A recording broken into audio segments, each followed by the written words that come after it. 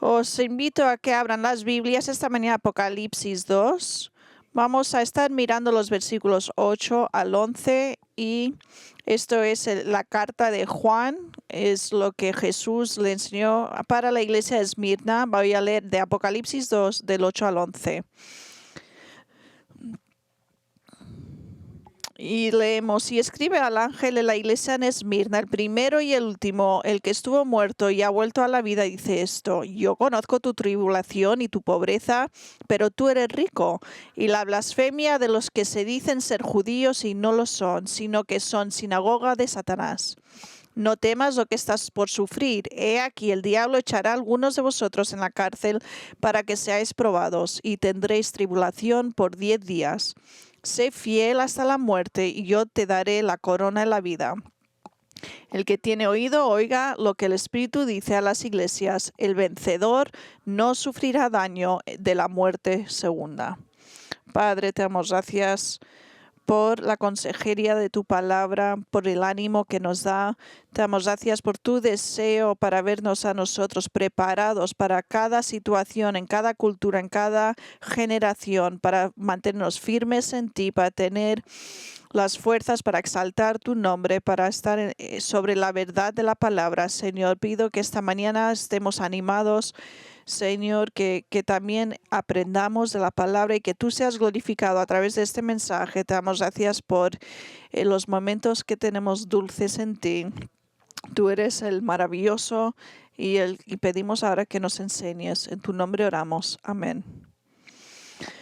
Pues en el 2010, Gail y yo tuvimos el privilegio de hacer un viaje misionero a China. Formalmente fuimos bajo el pretexto de que era un viaje de negocios, pero en realidad estábamos ahí para animar a la iglesia clandestina. En una ciudad cerca, en Nanjing, nos reunimos en secreto con algunos creyentes de una asamblea local.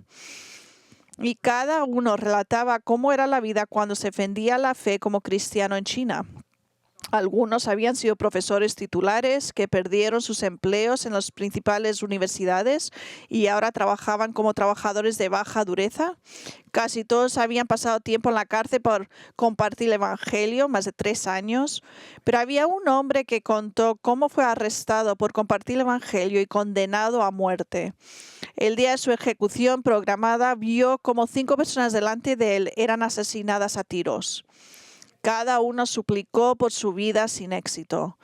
Y cuando le tocó enfrentarse a un pelotón de misiles, un guardia le preguntó si tenía miedo y él dijo muy con calma: no, estoy preparado para morir, soy cristiano y tengo fe en la promesa de Dios de vivir la vida eterna para todos los que creen en el Señor Jesucristo. Y el guardia estaba muy intrigado por decir esto y dijo: quiero perdonar a este hombre, llévalo de vuelta a la prisión. Poco después el hombre le compartió el evangelio y se convirtió este soldado. He ido a muchos viajes misioneros por todo el mundo, he tenido experiencias increíblemente maravillosas y bendecidas, pero nunca he estado en un viaje misionero que me impactara tanto como aquel día en China. De verdad, hermanos, no podía contener mis lágrimas. Me impactó tanto. Esos creyentes tenían y sufrían cada día por su fe, pero aún así irradiaban la alegría del Señor, sin amarguras, sin arrepentimientos. Aceptaron con gusto la persecución y lo consideraron como un privilegio defender la fe. Y recuerdo pensar: Señor, yo quiero ese tipo de fe. Quiero una fe que nunca flaquee sin importar las circunstancias en las que me encuentre. Quiero el valor de amar a Dios con toda mi mente, corazón, alma y fuerza, sin importar cuánta tribulación o persecución puede venir. Y hermanos, sabemos que las pruebas y la persecución en mayor o menor medida forman parte de la fe cristiana. Amén. Eso es lo que Dios nos ha dicho. Por hecho, Pablo nos dice en 2 Timoteo 3:12, cuando dice: en verdad, todos los que quieren vivir piadosamente en Cristo Jesús serán perseguidos. Pero las pruebas y persecuciones que Dios permite en nuestras vidas no carecen de propósito. Las pruebas y la persecución fortalecen y refinan la fe salvadora genuina, ponen a prueba nuestra fe para ver si lo que decimos que creemos realmente lo estamos viviendo. Nuestra teoría se convierte en práctica. Es nuestra profesión real? En Lucas 9:23, Jesús dijo, si alguno quiere venir en pos de mí, niéguese a sí mismo, tome su cruz cada día y sígame. Y ves, hermanos, seguimos a un Salvador crucificado que ahora lleva la corona de gloria. Y como Él, primero debemos levantar nuestra cruz antes de poder llevar la corona en la vida. Por hecho, las Escrituras dejan claro que para los creyentes la persecución y las pruebas, grandes o pequeñas, forman parte inevitable y esencial de la vida cristiana. Y en ningún lugar de las Escrituras recibimos mejor instrucción sobre cómo prepararnos para las pruebas y persecución que en la carta de Jesús a la iglesia de Esmirna. Y eso es lo que estamos encontrando aquí en Apocalipsis 2. A través de esta carta a la iglesia de Esmirna aprendemos a responder adecuadamente cuando llegan pruebas y tribulaciones. Específicamente, esta mañana podemos identificar 4 directrices dadas a la Iglesia por Cristo para fomentar y fortalecer su fe. Y quiero que entiendas que estas directrices son vinculantes y aplicables a todas las iglesias de cualquier época. Y eso es porque esta carta es tan importante. Es imperativo que miremos nuestras convicciones para mantenernos firmes en Cristo, ya que la hostilidad y la intolerancia hacia los cristianos está aumentando. O sea que vamos a mirar nuestro texto, vamos a mirar la primera directiva, identifica al comunicador de esta carta. Mirar verso 8, leemos, y escribe al ángel de la iglesia en Esmirna, el primero y el último, el que estuvo muerto y ha vuelto a la vida, dice esto. O sea que esta carta a la iglesia de Esmirna proviene del propio Señor Jesucristo. Y mirar que Jesús dirigió esta carta al ángel de la iglesia en Esmirna. Esmirna fue una de las 7 iglesias mencionadas en Apocalipsis 2 y 3. Y mirar, hermanos, eran iglesias históricas reales que existían en Asia Menor. Y, como dije antes, y tenemos que recordar que representan los tipos de iglesias que se pueden encontrar a lo largo de toda la era eclesiástica. Otra vez, esto es el por qué es tan relevante para nosotros. Esto no es algo histórico, sino que es algo que seguimos aprendiendo. Es como si al escribir a Esmirna, el Señor nos está escribiendo hoy para nosotros. Lo que el Señor dice a estas iglesias es relevante. Entonces, Él les va a dar una comendación y una condenación, diciéndole a la iglesia lo que el Espíritu les tenía que decir. Dijo, para aquellos que tienen oídos, que me escuchen, pero solo 2 de las iglesias en Apocalipsis cogieron recomendaciones. La iglesia de Filadelfia. Fijaros cómo esta iglesia fue escrita al ángel de la iglesia, y ese término ángel literalmente traducido es mensajero o ángel o pastor. O sea que en contexto es un mensajero humano, un líder, un pastor de la iglesia. Es a esa persona que esta carta fue escrita. Y entonces Cristo le dice a Juan que escriba esta carta para el representante de la iglesia de Esmirna. Y fíjese cómo describe a la iglesia, el primero y el último que estaba muerto y ha cobrado vida. Y luego dice esto. Recuerda, Jesús se dirige a una iglesia que en ese momento está sufriendo intensamente, hay persecución y tribulación, y se llama a sí mismo el primero y el último. Esto es un título sinónimo de lo que leemos en Apocalipsis 22:13, donde Jesús dijo, yo soy el alfa y la omega, el primero y el último, el principio y el fin.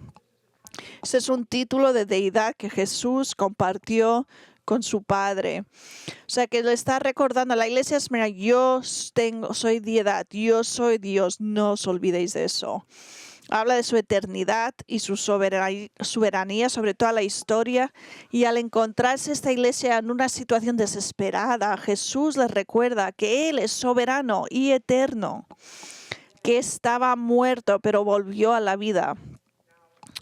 O sea, no es difícil pensar en por qué esto es tan importante para decirle esto a la iglesia en Esmirna, ¿verdad?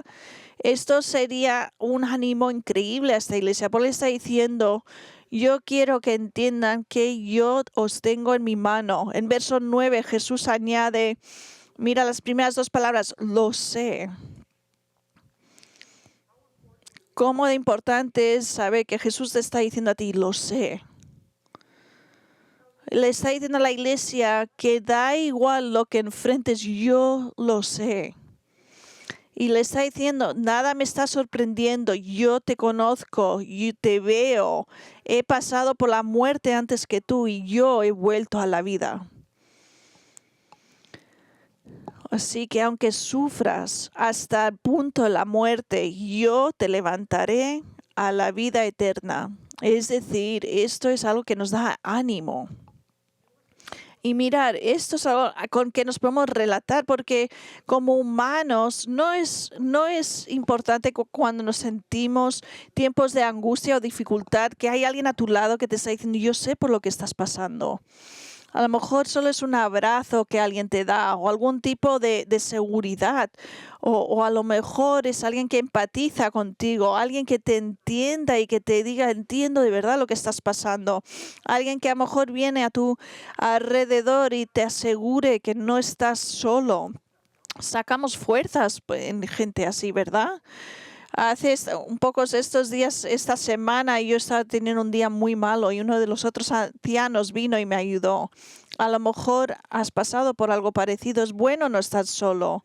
Jesús, por supuesto, es nuestro mayor consolador y sus palabras a la iglesia de Esmirna son igual de aplicables para nosotros. Está diciendo, hermanos, yo sé, lo sé, te veo. Él sabe. Nunca le toma por sorpresa nuestra tribulación. Y si tú estás pasando por una prueba, puedes estar seguro de que Jesús lo sabe. ¿Qué nos promete en Hebreos 13:5? Nunca te abandonaré, ni te abandonaré. Nunca. O sea, que vemos que mientras el Señor nos está dando este ánimo desde el principio, no hay ningún mayor consolador que el Señor mismo. Así que al ver el comunicador, la segunda directiva identifica a la condecoración. Esto es donde Dios les da el ánimo. Mira el verso 9. Dice, yo conozco tu tribulación y tu pobreza, pero tú eres rico, y la blasfemia de los que se dicen ser judíos y no lo son, sino que son sinagoga de Satanás. O sea, para apreciar por lo que estaba pasando esta iglesia, tenemos que entender algo sobre la ciudad de Esmirna. Las escrituras no registran la fundación de esta iglesia, pero probablemente fue plantada durante el ministerio de Pablo en Efesio. Y Esmirna hoy existe como la ciudad turca de Esmirna.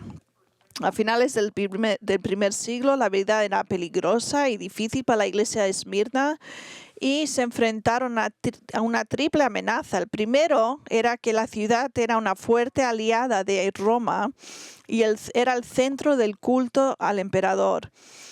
Por hecho, Esmirna recibió permiso sobre varias otras ciudades para construir un templo dedicado al emperador Tiberio en el año 23 AC. Y bajo el emperador Domiciano, que gobernó del 81 al 96 DC, se exigía el culto al emperador para todos los ciudadanos romanos para alabarlo al emperador. Y aquellos que negaran a alabarlo podían recibir la pena de muerte. O sea que una vez al año se exigía a los ciudadanos que quemaran incienso en un altar dedicado a César como parte de su deber civil. Y mientras quemaban incienso tenían que decir César es el Señor. Y como os pueden imaginar, los cristianos ahí vieron esto con razón como blasfemia y se negaron a hacerlo. Y como resultado muchos cristianos se enfrentaron a la ejecución por negarse. O sea, el más notable de los mártires de Esmirna fue el padre de la iglesia Policarpo, obispo de la iglesia de Esmirna. En el año 155 DC, a los 86 años, Policarpo fue quemado en la hoguera por negarse a renegar a Cristo. La segunda amenaza llegó cuando los cristianos se negaron a participar en la religión pagana en general. Los esmirnitas, no sé si eso es una palabra exacta, pero esmirnitas es la palabra que yo me he inventado, es lo que vamos a usar. No me tenéis que corregir, es una palabra fácil de decir. Los esmirnitas habían construido templos para sus dioses Zeus, Apolo y Afrodita, por nombrar algunos, y la iglesia, por supuesto, rechazó totalmente la adoración de ídolos, lo que irónicamente llevó a que la población local los etiquetara como ateos.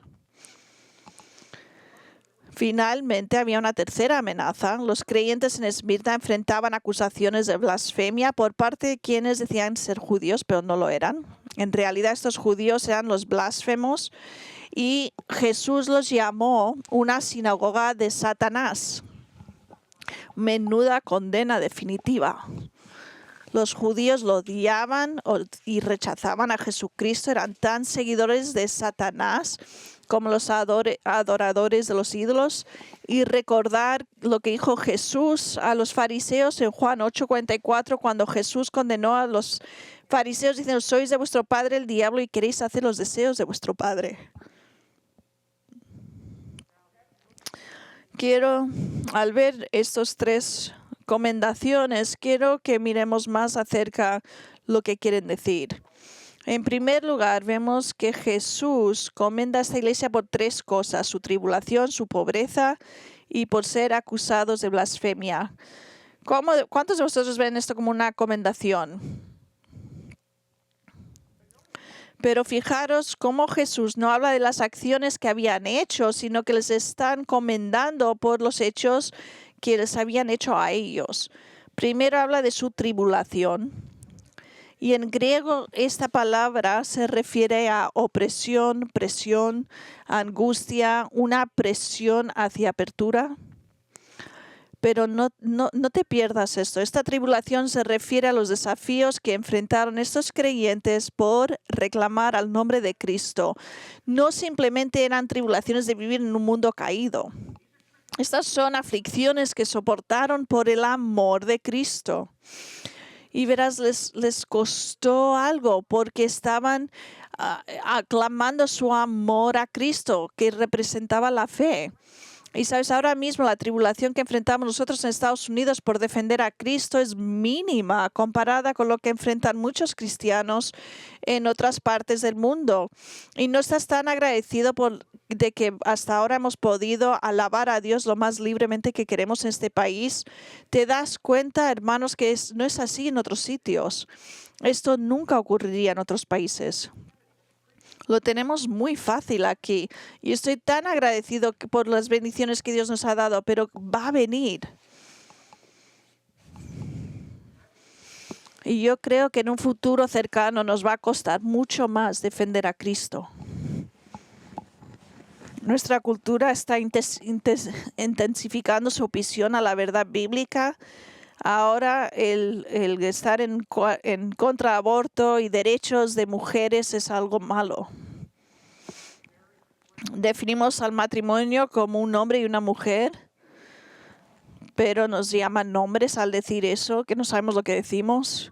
Definimos género, libertad como hembra y macho, y nos dicen que estamos sacando identificación, robando identificación a la gente. Nos etiquetan como legalistas y también como racistas, intolerantes, homófobos, hipócritas, y la lista sigue y sigue.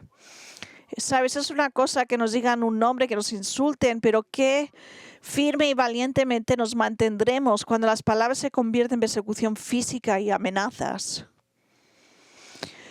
Había tribulación en la iglesia de Esmirna y estoy tan agradecido por la libertad que tenemos en este país, pero tenemos que estar preparados, amén.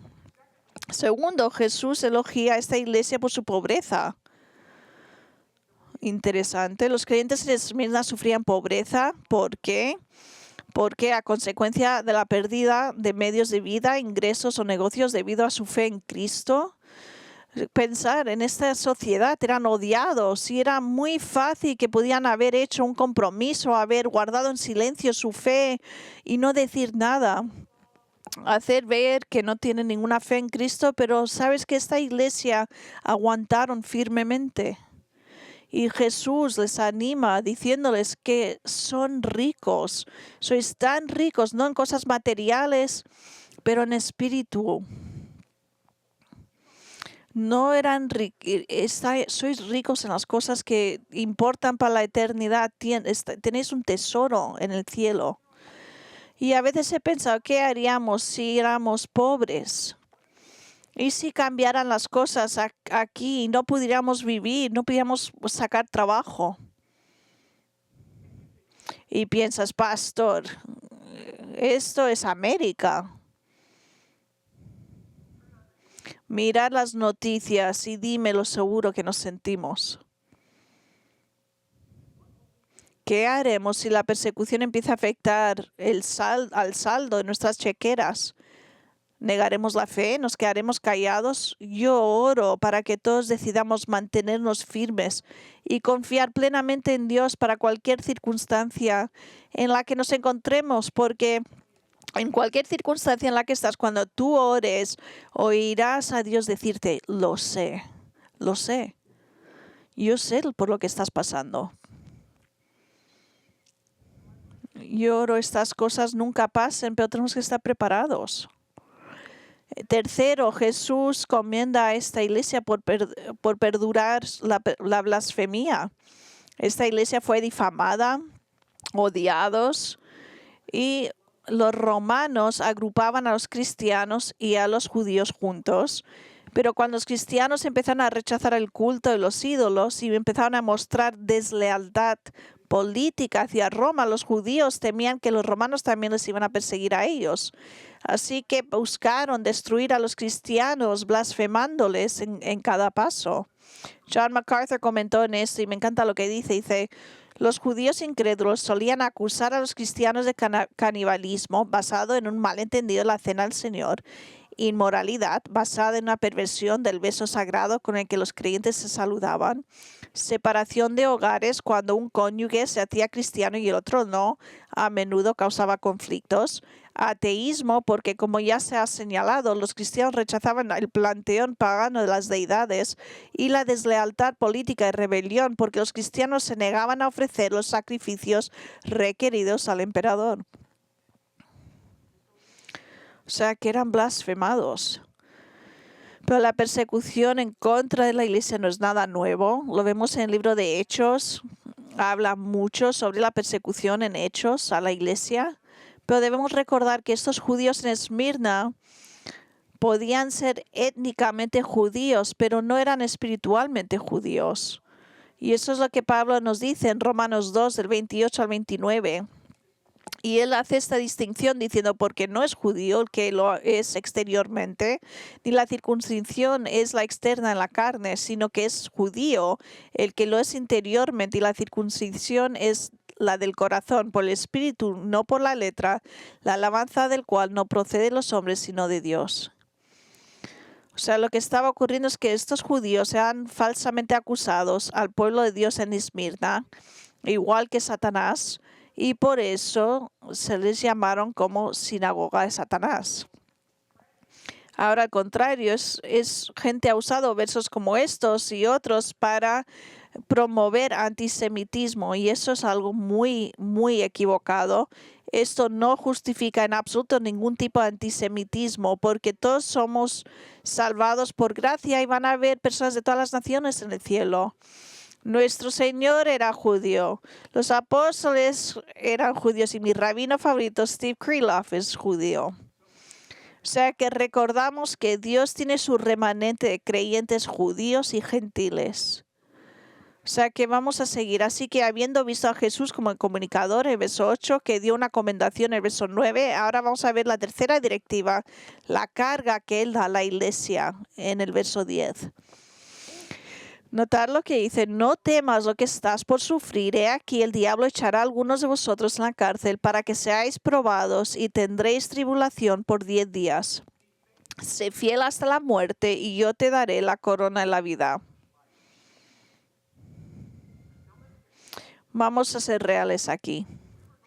Si fuéramos a sufrir como estaban sufriendo en Esmirna, y vamos a recibir una carta de Dios, que es algo que esperaríamos leer en esa carta. Probablemente no esto.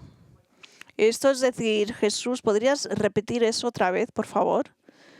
Jesús sabía y estaba viendo que todo lo que esta iglesia estaba pasando y igual esperarías leer, no temas, voy a rescatarte. Sois asombrosos. O mirar cómo traigo fuego y azufre sobre estos paganos. Y en cambio el Señor les dice, yo veo tu tribulación, veo tu pobreza, veo la blasfemia que soportáis. Pero vas a sufrir más.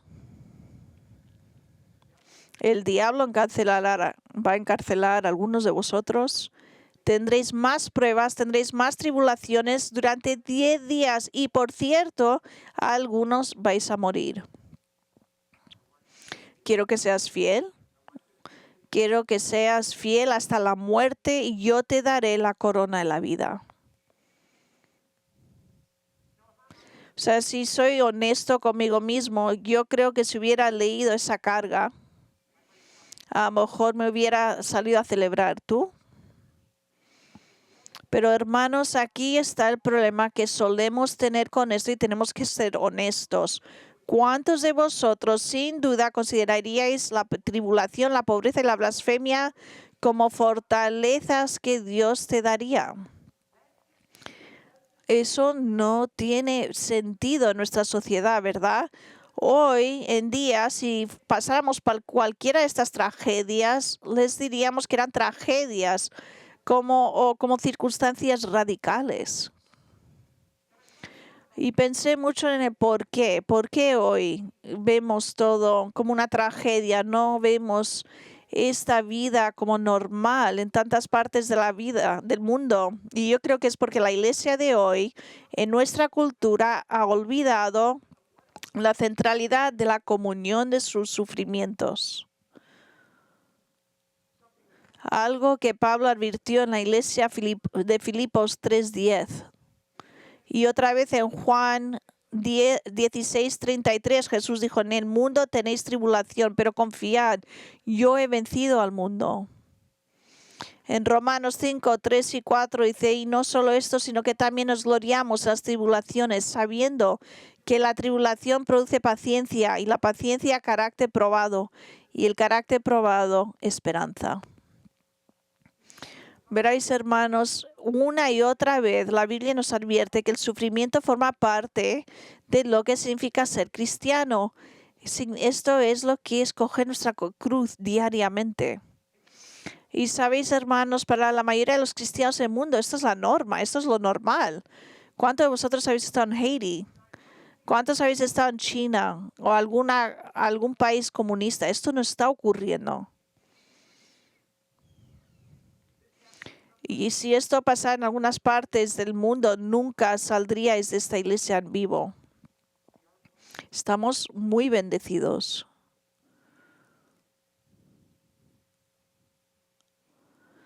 Para muchos creyentes en esta vida, esto es lo normal.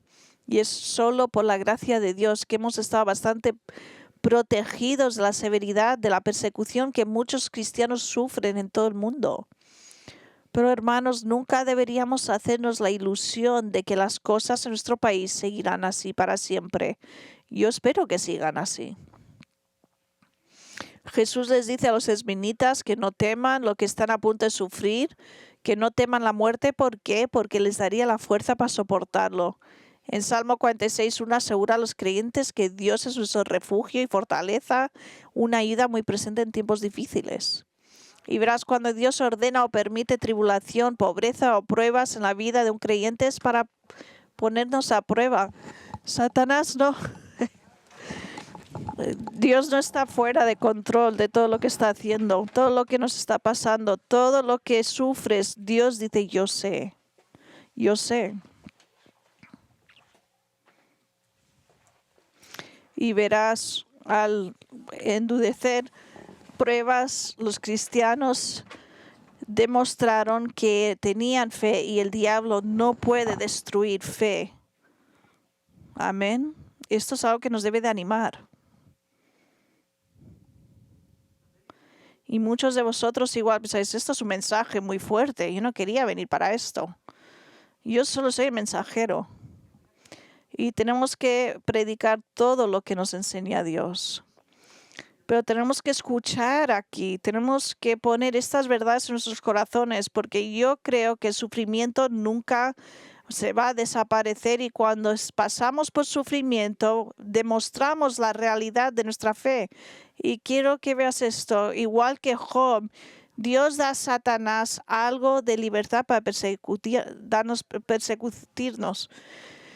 Satanás no tiene todo el poder sobre nuestras vidas, pero igual que Job, el diablo no es el que de verdad pone a prueba nuestra fe, sino que es Dios, Dios mismo. Y sufriendo para Dios está en su plan y está todo bajo el control de Dios. Y Dios usa sufrimientos para fortalecer nuestra fe y demostrar su autenticidad. Esto es exactamente lo que Pablo dice en 2 Corintios 12, del 9 al 10. Cuando él dice, y él me ha dicho, te basta mi gracia, pues mi poder se perfecciona en la debilidad. Por tanto, muy gustosamente me gloriaré más bien en mis debilidades para que el poder de Cristo more en mí. Por eso me complazco en las debilidades e insultos, en privaciones, en persecuciones y en angustias por amor a Cristo, porque cuando soy débil, entonces soy fuerte. O sea que de vuelta a la iglesia de Esmirna, Jesús les dijo a la iglesia que tendrían tribulaciones durante 10 días. Y esto es algo, dice que hay algunos que dicen que estos 10 días son simbólicas, representando 10 periodos de tiempo. Algunos dicen que son 10 años. Pero yo estoy de acuerdo con MacArthur que dice no hay ninguna razón exegética para interpretarlos como otra cosa que 10 días reales. El gran ataque de Satanás a esa iglesia local sería intenso pero breve.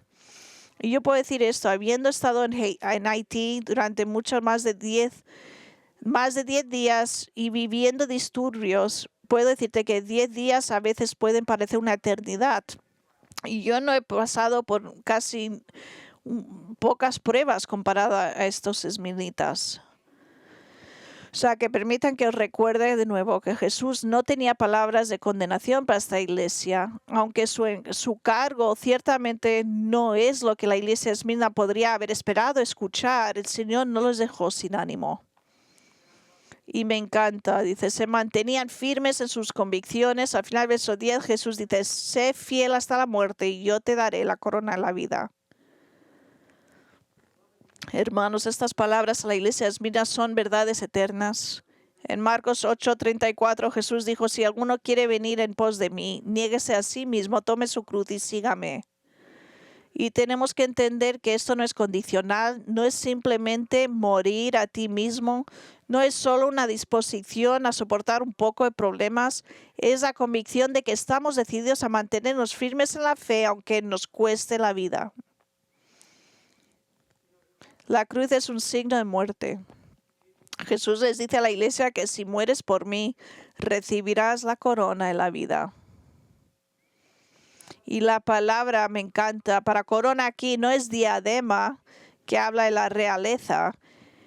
Es la palabra Stefanos, que se refiere a un guirnalda o corona que se entrega como premio a los vencedores de juegos públicos. Esta misma palabra se usa en 2 Timoteo 4:8. Pablo dijo que había luchado la buena batalla, terminó el curso, mantuvo la fe y luego dice en el verso 8, en el futuro me está reservada la corona de justicia, Stefanas, que el Señor el juez justo me entregará en aquel día y no solo a mí, sino también a todos los que me aman, a los que aman su venida. Esta es la corona que buscamos, amén. Esa es la corona que queremos. No una corona aquí, esa es la corona que queremos.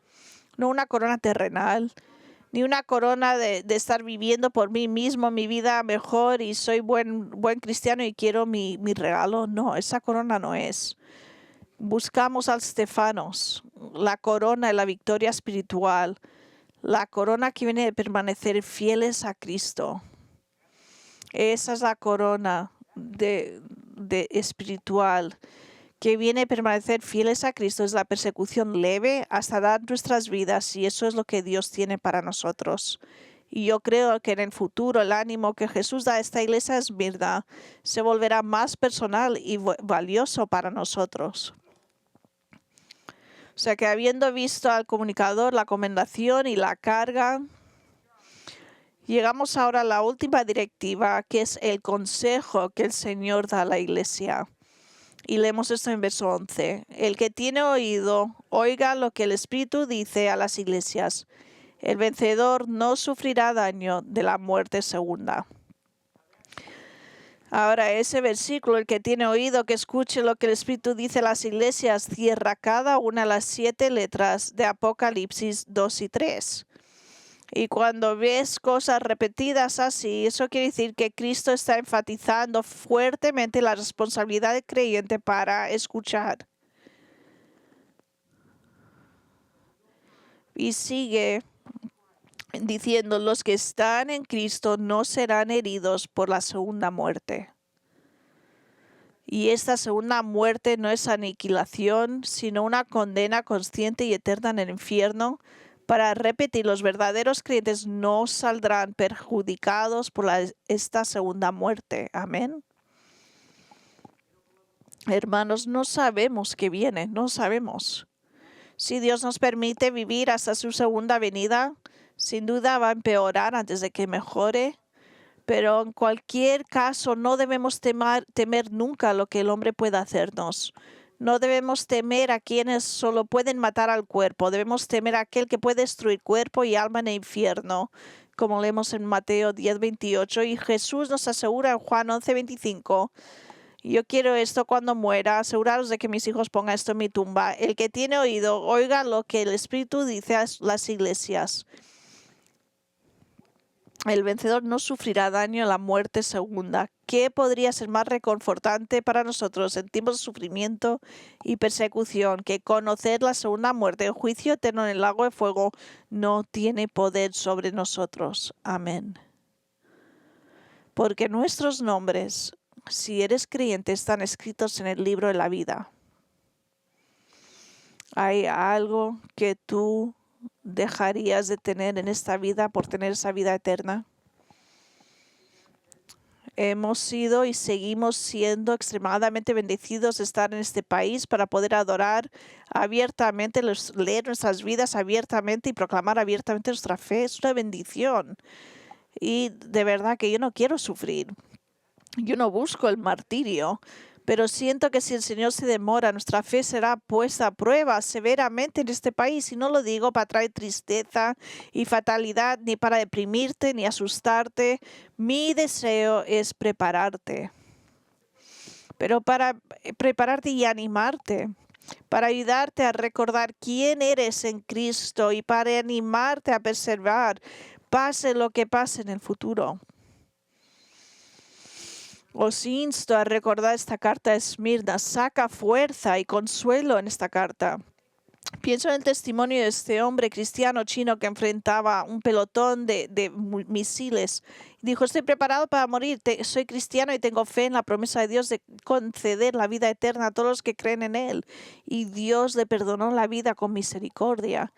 Pero luego está Polycarp.